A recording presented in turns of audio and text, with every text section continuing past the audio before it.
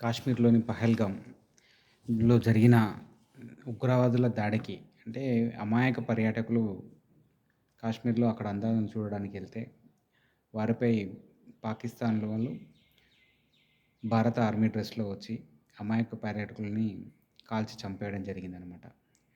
దానికి వాళ్ళు అడిగింది ఒక్కటే, చిన్న పిల్లల్ని, ఆడవాళ్ళని వదిలేసి మగవారు అందరిని కాల్చేయడం జరిగింది. అయితే వాళ్ళు మత ప్రాతిపదికగానే ఇది సంఘటన చేసినట్టు స్పష్టమవుతుంది.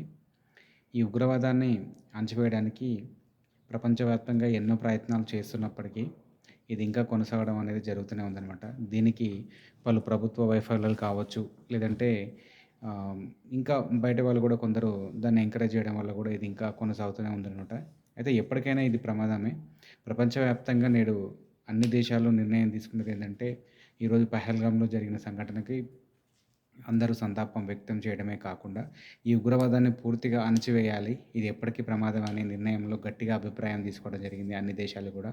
అయితే ఈ ఉగ్రవాదానికి ఎక్కువగా ఆహ్, ఎంకరేజ్ చేయడం కావచ్చు, లేదంటే పోషిస్తున్నది కావచ్చు, లేదంటే ఎన్నో దాడులకు పాల్పడుతున్న టీమ్‌లకు, బృందాలకు ఉన్న లీడర్లందరికీ కూడా ఆశ్రయం ఇస్తున్నది పాకిస్తాన్ దేశమే అని అన్ని దేశాల అభిప్రాయం అనమాట.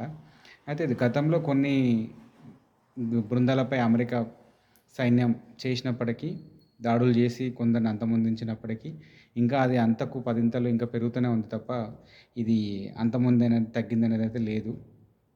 అయితే నేడు అన్ని దేశాలు మేల్కొనడం జరిగిందనమాట.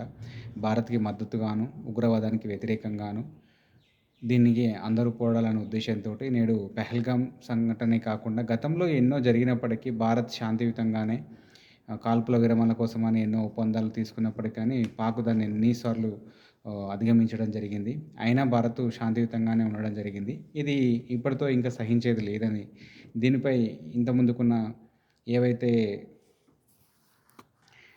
ఒప్పందాలున్నాయో అవన్నిటిని కూడా రద్దు చేస్తూ, ఇకపై పాకిస్తాన్ తోటి ఎలాంటి సంబంధాలు నిలపల్చుకోవడం లేదనే ఉద్దేశంతోటి భారత్ అన్నీ విరమించుకుంటూ, దేశ రక్షణ, ఉగ్రవాదాన్ని అణచివేయాలనే ఉద్దేశంతోటే ఇప్పుడు ముందుకెళ్ళడం జరుగుతుందనమాట. దానికి తిప్పికొట్టడానికి వ్యతిరేకంగానే చర్యకు ప్రతిచర్యగానే ఇప్పటికే భారత సైన్యం రంగంలోకి దిగింది. సైన్యం ప్రతిచర్యలోని భాగంగానే పాల్ కాల్పులకు పాల్పడిన నలుగురిని ఎవరైతే సమాచారం అందిస్తారో వారికి 20,00,000 పారితోషికం కూడా ఇస్తామని చెప్పింది. అంతేకాకుండా ఇద్దరు సైన్యాలు ఎవరైతే ఈ కాల్పులకు పడారో ఇద్దరు ఉగ్రవాదుల యొక్క ఇంటిని ధ్వంసం చేయడం జరిగిందనమాట. ఇంకా కఠిన చర్యలకు, కఠిన అభిప్రాయాలు తీసుకొని ఈ ఉగ్రవాదాన్ని అణచివేసే విధంగా దేశం ముందుకెళ్తుంది. అలాగే ఇతర దేశాలు గూడా ఎంతో దీనికి సపోర్ట్ చేయడం జరుగుతుందనమాట. ఈ ఉగ్రవాదాన్ని అణచివేయాలనే ఉద్దేశంతోటే అందరూ ఒకే నినాదంతోటి ఉన్నారు. ఇది ఒక విధంగా శాంతికి బాట అయినప్పటికీ, దీనికి అందరి అభిప్రాయం కోసమని నిన్న జరిగిన మీటింగ్‌లో అందరూ ముక్తకంఠంగా ఏకంగా సరైన ప్రతిచర్యనే చేయాలని నిర్ణయం తీసుకోవడం జరిగిందనమాట.